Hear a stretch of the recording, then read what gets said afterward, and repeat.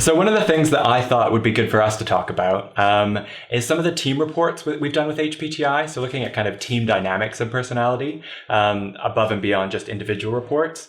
And we've done a lot in the nonprofit sector, which I think is really interesting because a lot of my other work has been in the for-profit sector. I've done a lot of work, in London with, banks or insurance or those kind of companies, which tend to have a very specific personality profile. Finance industry has its own profile. The tech industry has its own profile. I've done a whole bunch of work with the armed forces. They kind of have their own tendencies for personality traits that they kind of recruit and retain and reward. But nonprofits tend to be a bit different. And we did a substantial amount of work with a whole range of different nonprofits. So I thought maybe I could ask you a bit about that kind of work. Maybe you want to talk about the background to that, and then we can talk about it.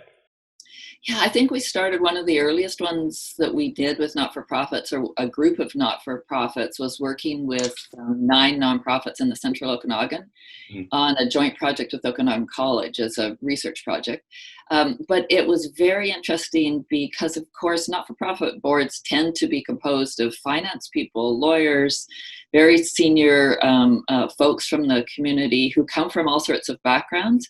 But when they come together in a not-for-profit, you get a different sort of look, and they probably behave and use their traits and their differently than they might in their paying jobs. So when we started to do that, we did individual debriefs, but we also did the team debriefs with 9 nonprofits. And it was really interesting because they were very interested in the composition of their board, whether they had the right people sitting around the table, and what they were going to do to recruit and retain and plan, because nonprofits have a terrible time keeping people, and then having a board makeup that really is reflective of where they're headed.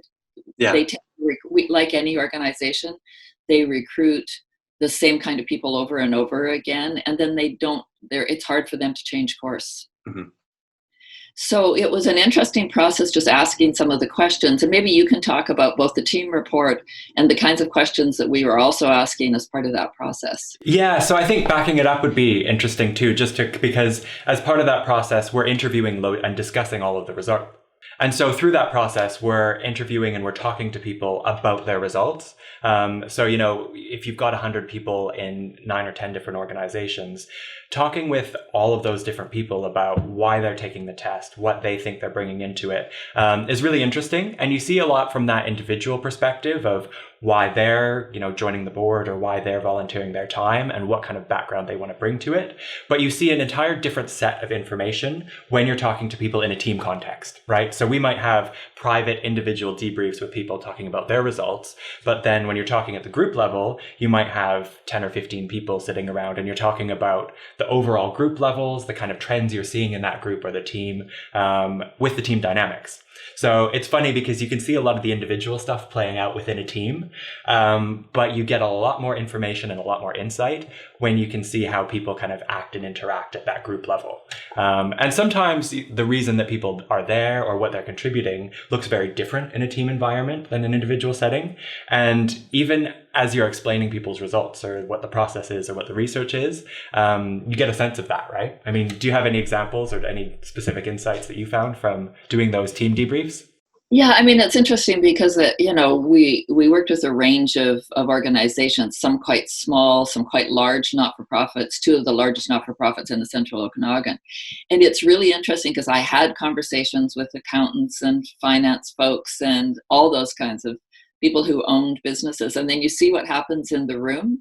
Mm-hmm. And, they might be quite competitive in their own world, but in the team, because they tend to be more collaborative, and that's what you hope not-for-profits, especially those that are working with others, will be. And so the conversations around, oh, that's interesting, because they could see kind of where the results were, and mm-hmm.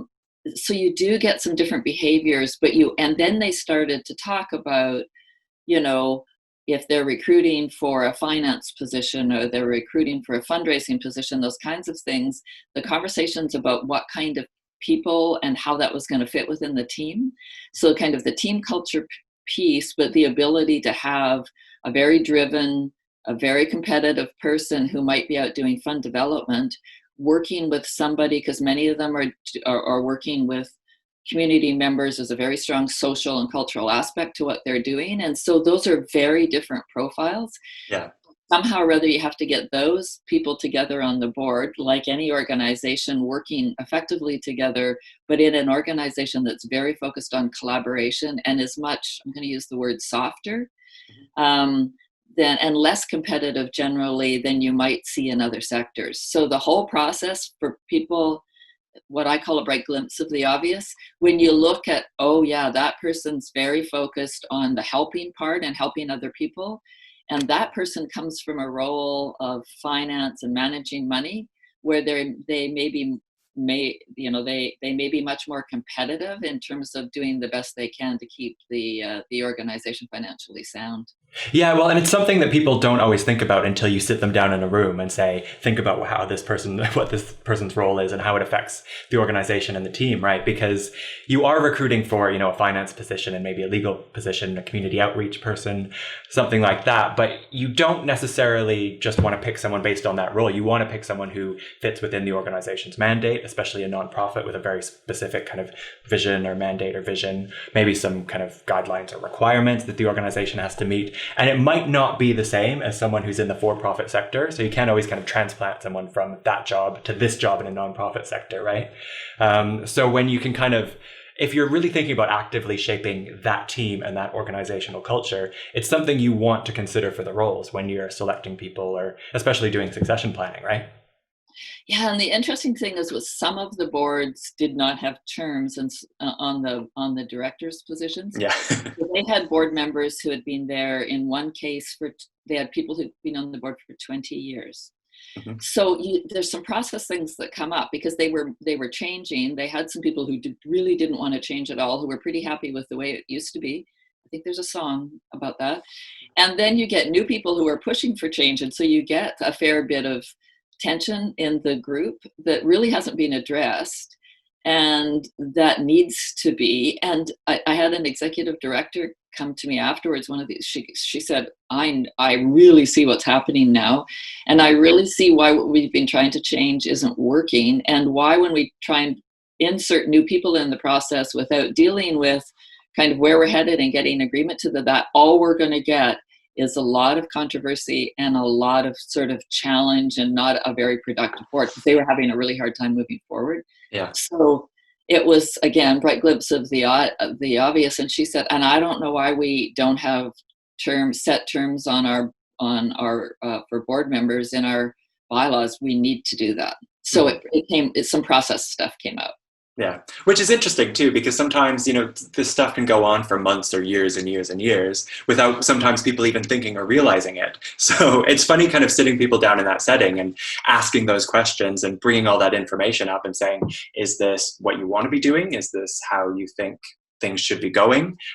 Is this how you see yourself in 5 years? And if not, how do you get to where you want to be? Yeah, I mean, it's really interesting. And, really briefly, we did that piece of work with a small construction company, building company. And, I mean, when you looked at them, the board, the leader was very powerful and very clear, and her board seemed very aligned. And it was completely different because I think they were all really clear about where they were headed, that it was a very competitive environment and that they fit. They'd done lots of work on it. So it was more of in their case, it was more of, oh, this makes all sense. So that's kind of funny. Oh, look at this, da da da da da. But with not-for-profits who maybe haven't had the pressure. And less hierarchical, right? There's less of a command and control structure where you've got someone who is clearly in charge, and then these people are responsible for their specific roles that are well clarified. And nonprofit, sometimes that's one of the risks of being too collaborative, as if there's not someone taking a clear direction, right? Yeah, and the same thing was, there was a couple of nonprofit boards, the bigger ones, where the leadership was quite clear. The boards were very collaborative, but they'd done the work. Yeah. And probably had the resources and the ability. Some of the smaller ones are struggling to keep people on their boards and have had little time to do the work. So very interesting use across a range of not-for-profits with different mandates and different makeups. Yeah.